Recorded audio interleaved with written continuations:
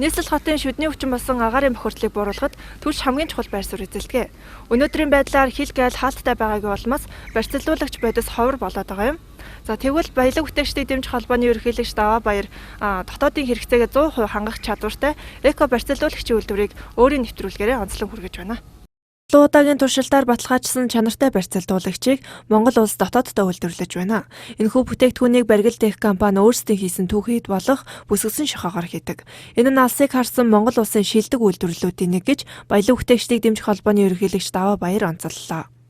Бидний барьцлуудыг авч хэрэглэснээр агаарын бохирдол бол нэлээд олон хувиар буурж байна л да. Сая хэлж байгаагаар бол 2-3 дахин буурж байна гэж хэлж байна те. Тэгэхээр энэ компани цаана маш олон одоо эдэмт шинжилгээний баг ажилт юм байна. Маш олон технологийн багийн залуучууд ажилт юм байна. Наанаас нь харахад бол зүгээр л эко барьцлуулагчийн үйлдэл харагдаж байгаа бол цаана нь бол одоо нийгмийн сайн сайхны төлөө олон юм харагдаж байгаагаараа авууштай давхар тийм их бахархмаар санагдлаа.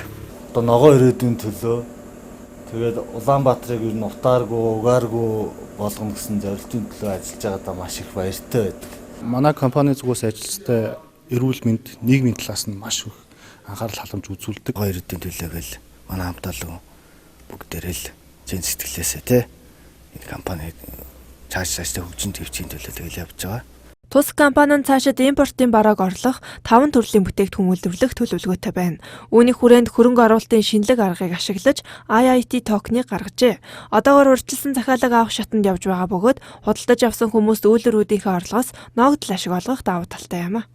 Манад одоо хөрөнгө оруулж байгаа хөрөнгө оруулагч нарын хувьд бол нэгдүгээрт одоо бэлэн явж байгаа энэ үйлдвэрээ бүтээгдэхүүн бизнесээс орж ирж байгаа энэ орлого ашигаас шууд ногдол ашиг хүртээд явах нь. Хоёрдугаарт токны мэдээж зах зээлийн хөлгээ өсөх үед одоо тэр ханшийн өсөлтөөс ашиг хүртэх ийм таатай юм боломж бүрдэж байгаа.